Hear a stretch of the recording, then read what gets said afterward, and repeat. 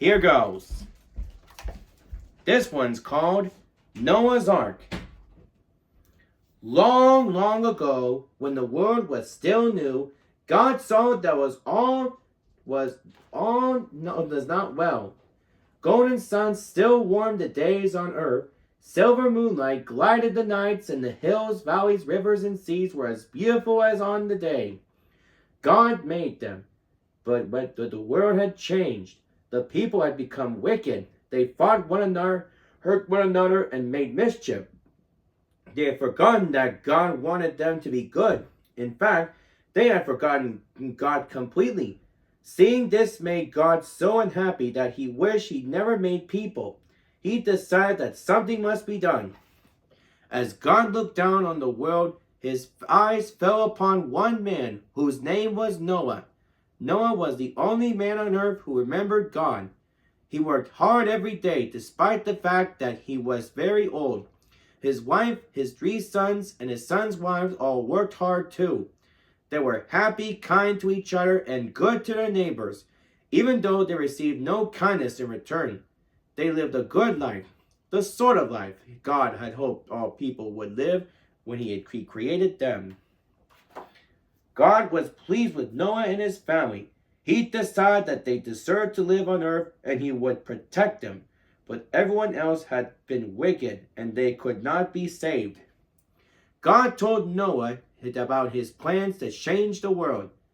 The world is full of wickedness, God said, so I am going to send a great flood to wash it clean. Nearly everyone and everything will be wiped away, apart from you and your family. Noah, the world will begin again, as fresh and good as when it was very first created. And you and your family will live there. Noah was very frightened. What I must do? He asked, trembling. You should build an ark, said God. It must be big enough to hold 2 of every animal in the world, 1 male and 1 female, and food for all of them.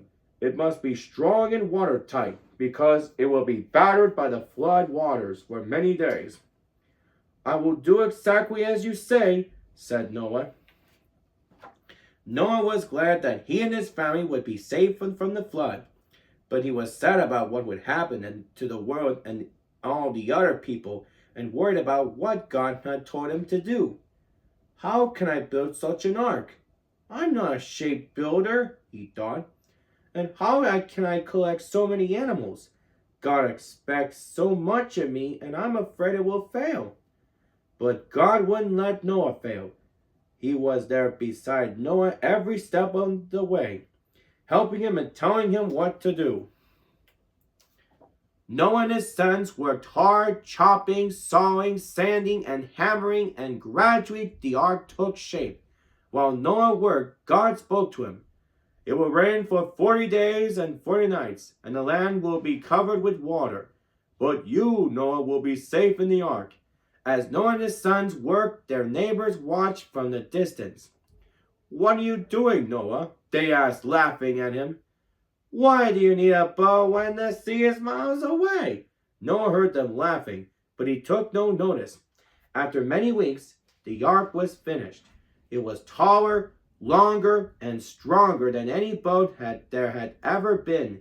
It was slick, smooth, and shiny on the outside, with strong shutters at the windows and heavy locks on the door. The perfect boat for stormy weather. Inside, there were many rooms, some wide enough for the largest pair of elephants to walk side by side, others high enough for the tallest giraffes stand and work out bending their necks. All of a sudden, dark clouds appeared in the sky and thunder rumbled. The people who had been laughing at Noah saw that the weather was changing and started to head for home. Perhaps Noah isn't such a fool at all, said one. There's a storm coming for sure, and he'll be safe and dry inside the ark. Noah began to gather the animals, a male and a female of every creature that hopped, walked, crawled, or flew on earth. There were cats, bats, and rats, monkeys and donkeys, hooting owls and wolves that howl, big baboons and little raccoons. So many animals had of all shapes and sizes. Noah and his sons led the animals up the gangplank and into the ark as the rain began to fall. We don't have much time, thought Noah. The sky turned black and the rain fell harder. Noah's wife, his sons, and his sons' wives made sure all the animals were safely on board. Then they went into the ark. With one last glance at the world he loved, Noah went inside too and shut the heavy door behind him. Outside the ark, rain fell everywhere. Not soft drizzle, but soaked to the skin, drenched to the bone rain. Raindrops became puddles, and puddles flowed into streams, oozed into lakes, and poured into wild rivers. Then all the rivers joined together and became an angry ocean. Then the once dry land was overwhelmed, and hills and homes were gone forever. Noah and the animals watched through the windows, safe and dry inside their ark. For 40 days and 40 nights it rained. The ark was pulled and pushed up and down to and fro on the rainwater ocean. Inside, the animals were frightened, and Noah did his best to calm them. He trusted God and knew that all would be well in the end. At long last, the rain stopped, just as God had said it would, and the ark lay still on the water. Then strong winds began to blow. Little by little, the water level dropped and the tips of the mountains appeared. The ark came to the rest on one of them, a mountain called Ararat. It seemed that the ark's journey was over. Noah watched from the window as land continued to appear. Then he sent a raven out into the wood to see what he could find. An hour there, it came back tired and worn, and Noah knew there was nowhere for it to land. A week later, Noah sent out a dove. After some hours, it returned with an olive twig in its beak, and Noah knew he had found at least one tree with branches above the water. It meant the earth was drying out. Not long to wait now, he thought.